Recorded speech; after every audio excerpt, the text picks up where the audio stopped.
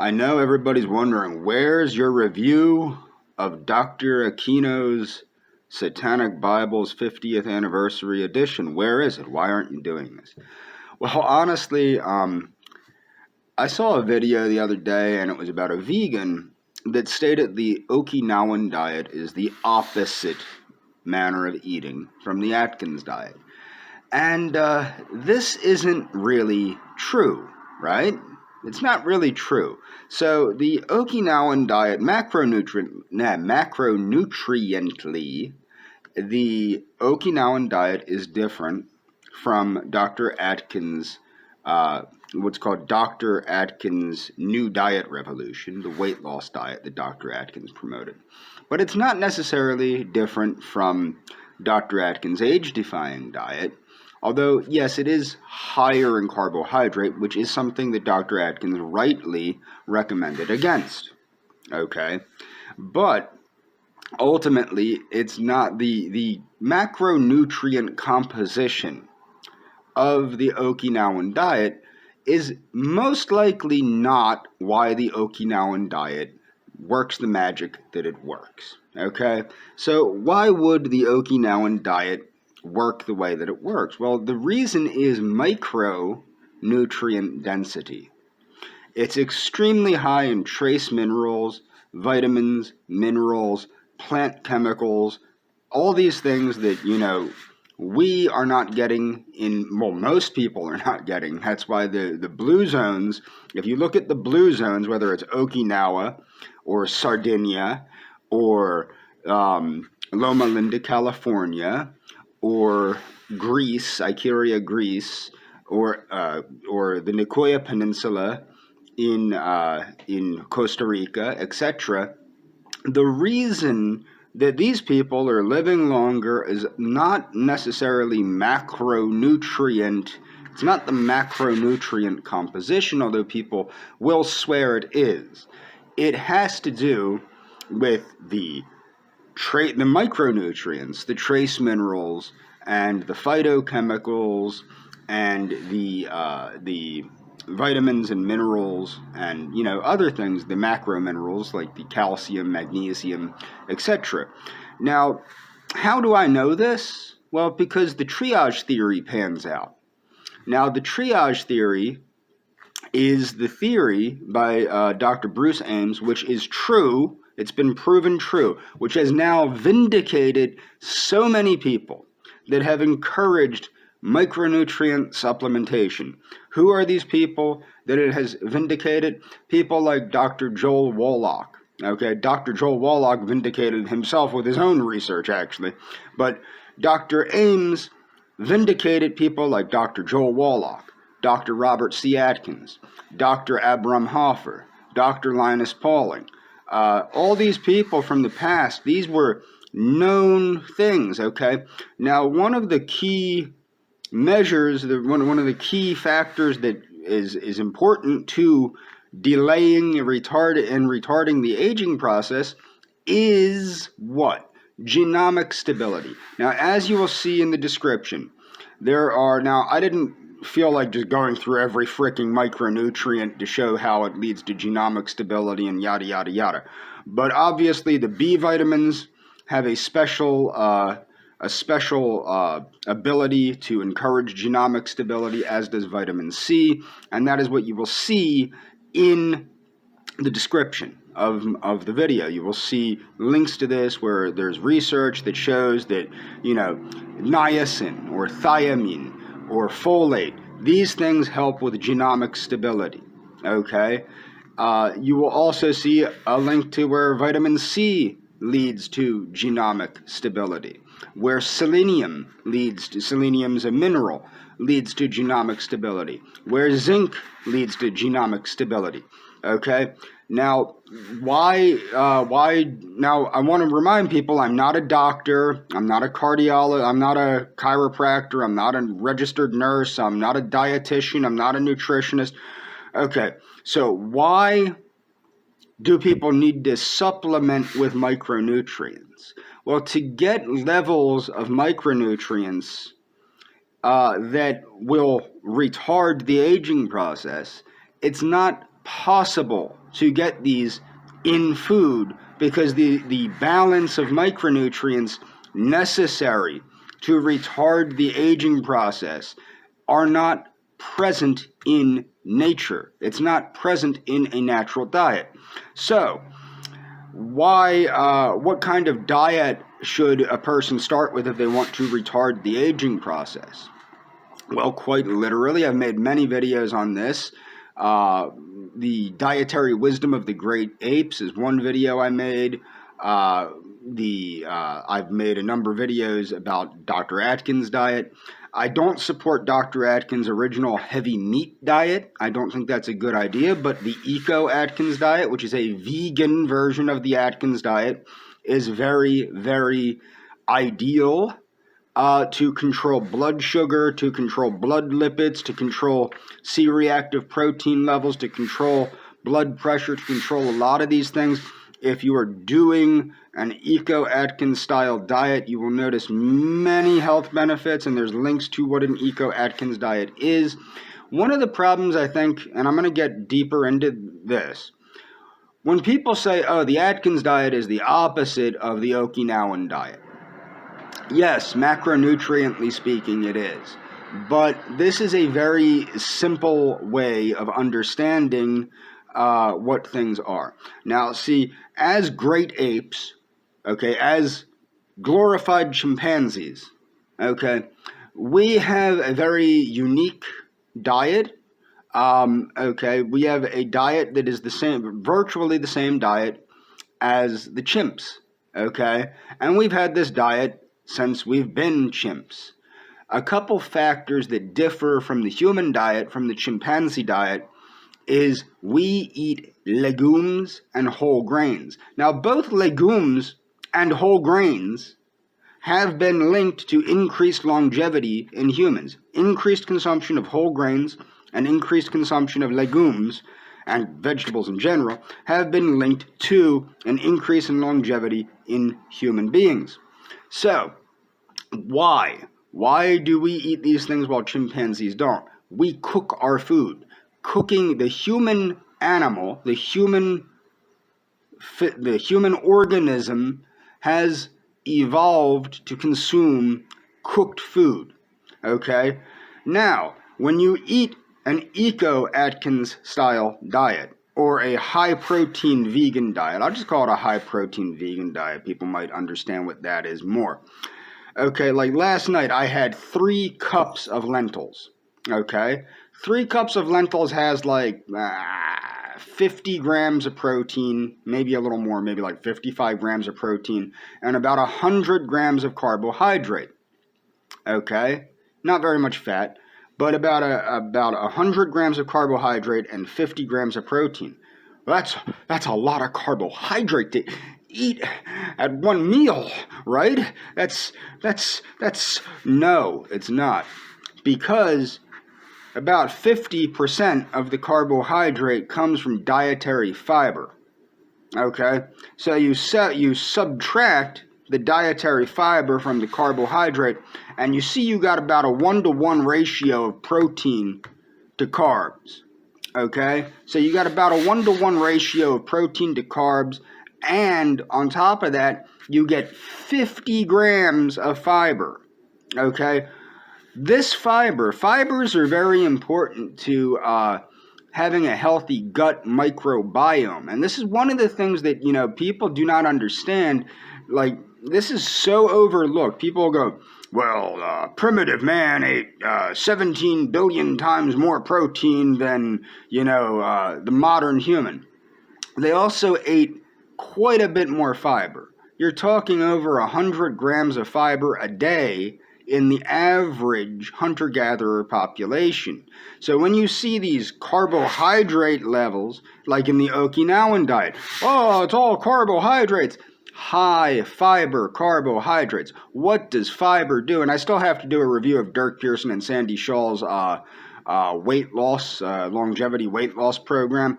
But what you need to understand, what do these fibers do? These fibers not only foster and nourish a healthy gut microbiome, but they control the rate at which blood sugar rises. So they control the rate at which the starch you eat and the sugar you eat leaves your gut and enters your bloodstream. So the fiber is a carbohydrate, but it's not a carbohydrate in the sense that it doesn't raise blood sugar, and therefore it doesn't raise insulin levels, and in fact it blunts the rate at which carbohydrate enters the bloodstream. Therefore it blunts the release of insulin. Therefore it encourages a rejuvenation of insulin sensitivity in the subject, okay, the subject that is eating a high fiber diet. So high protein and high fiber are things that are two factors that you need for a healthy diet. Now, monounsaturated fat also stimulates the same genetic factors, the same metabolic pathways that resveratrol and blueberry extract and things like this, the phytonutrients in blueberries. It stimulates these same pathways that are stimulated by these. So olive oil and canola oil and things of this nature that are rich in monounsaturated fat are necessary. One of the biggest mistakes I ever made in my life was trying the starch solution. And that's another thing. People will go, well, why do you want to eat a traditional diet? What kind of traditional diet? Now, I recommend the Eco-Atkins diet because it takes a traditional diet to the next level. And you don't want to be eating a ton of refined carbohydrate. I do want to point out the difference between refined foods, because there are refined foods that are health promoting, such as canola oil.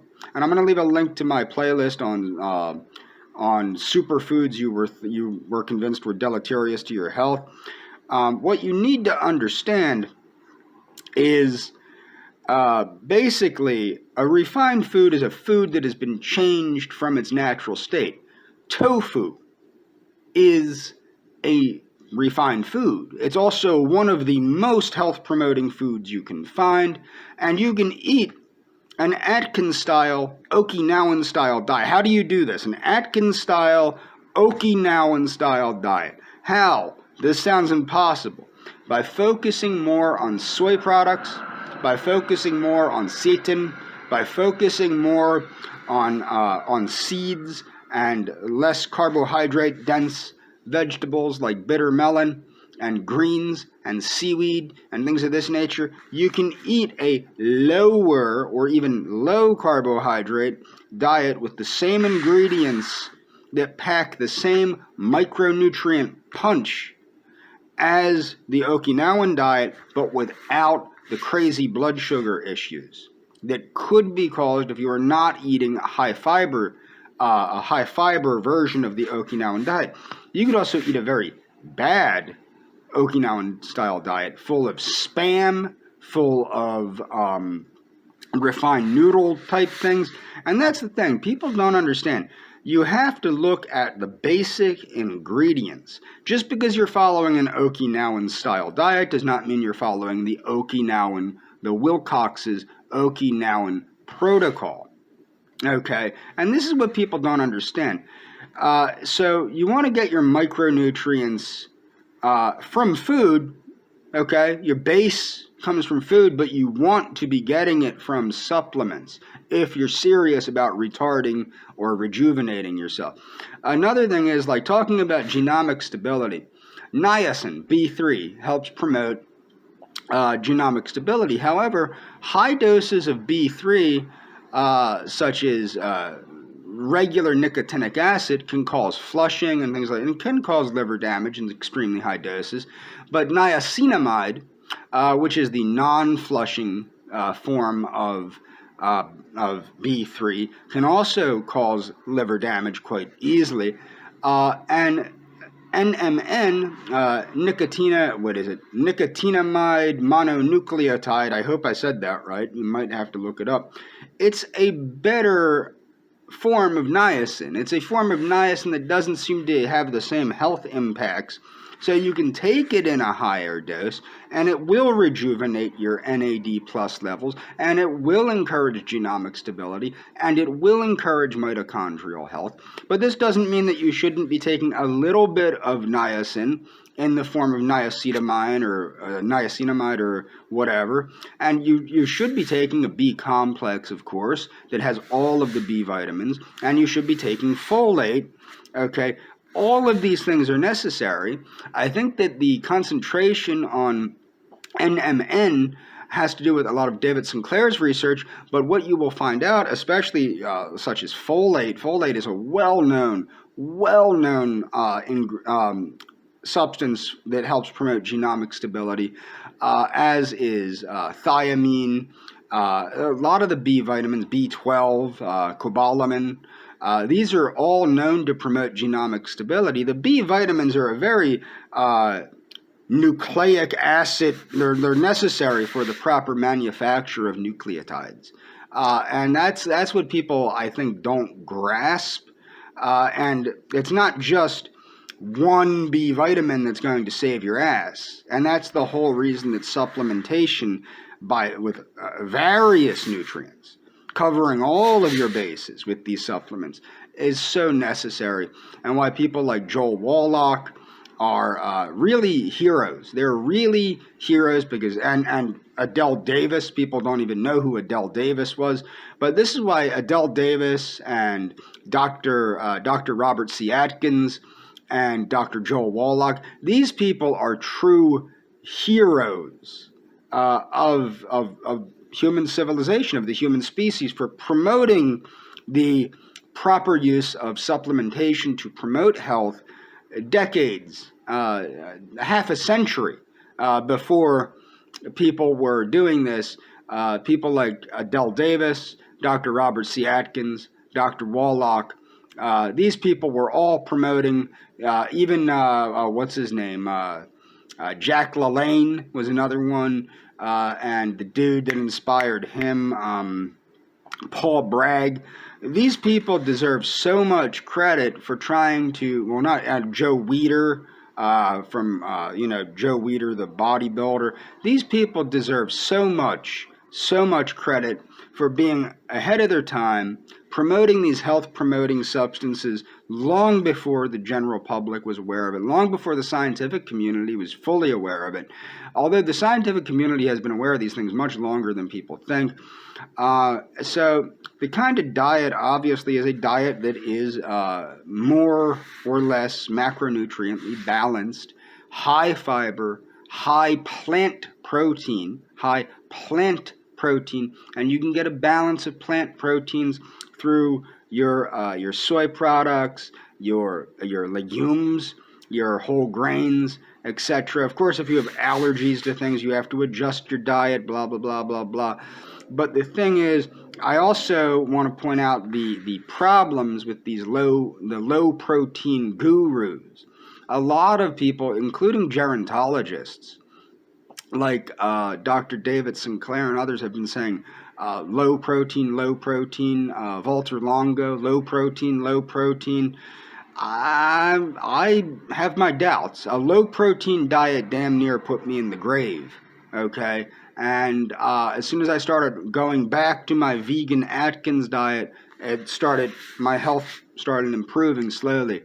Hopefully I didn't permanently damage myself with a low protein diet. And I am very happy that I began to trust my own nutritional education as a former personal trainer and began to re-embrace high-protein veganism and supplementation, although I never really fully gave up the supplements, thank God, because that could have been the end if I gave up the micronutrient supplementation. I was always wary about that because I knew the importance of micronutrients. Macronutrients, you can get away with a lot of wiggle room, so to say. But it's important, if you want to retard the aging process, a diet that mimics that of our great ape ancestors, okay, but cooked and raw, some raw vegetables here, some raw, whatever, lower in fruit, higher in vegetables, If you're using root vegetables like sweet potatoes and potatoes, use them in moderation. You can have 2 or 3 sweet potatoes a day or 2 or 3 potatoes a day, but don't make that the staple of your diet. Focus more on legumes like lentils and soybeans and black beans and pinto beans and things of that nature. A little bit of olive oil drizzled over the top. And this is what you want. This is a diet that's the basis of a macronutrient based diet for longevity. Eat your sea vegetables like your seaweed, roasted seaweed, kelp, etc. Don't go overboard on it because you don't want to overdose on iodine, but you're probably not going to anyway. But eat sea vegetables a couple times a week, or like I do with the roasted seaweed snacks. I eat it every day because it's not super duper high in iodine, so I have a few of those a day. I probably have like 2 packs of those a day instead of, eat roasted seaweed instead of potato chips. You know what I mean? That's a good alternative.